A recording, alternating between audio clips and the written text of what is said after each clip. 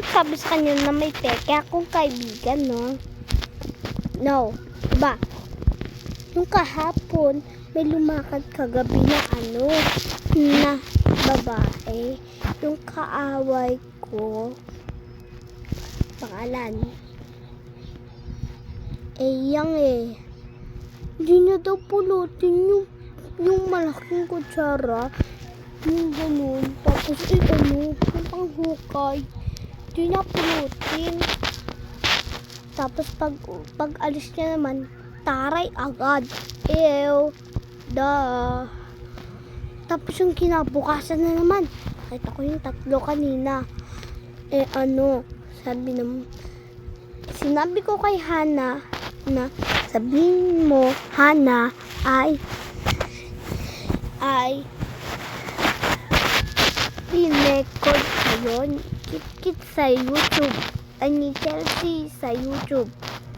Ayun, sinabi niya. Pero hindi nila pinapansin si Hana. Ayoko pansinin ni Kit. Di wag din pansinin ni Hana. Ano yun? Unfair.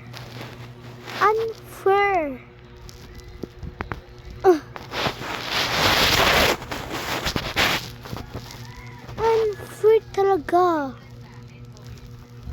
Alam mo, sana wala akong kaibigan na tatlo dito.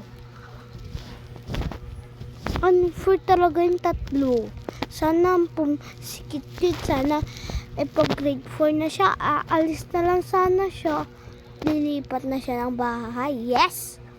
Pag si Eyang, di naman lilipat. Si Jacob, hindi. Pero si Ate Eyang sa college. Magkalayo kami ng school. Buti nga yun. Si Jacob, grade 1 naman ako Poop.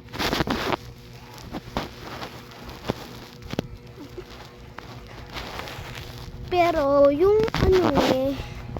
yung lumalakad ako doon sa may bahay, papunta sa bahay namin, nakita ko sila, pinagbubulungan nila ako. Tapos hindi ko maalala. Bakit ganun? Hindi naman nila pagbulungan ang isang Hana. Kaibigan ko si Hana. Pero madaldal, maingay. May sigaw-sigaw pa. Parang ayaw ko na din kaibigan si Hana Pero gusto ko bati si Kit.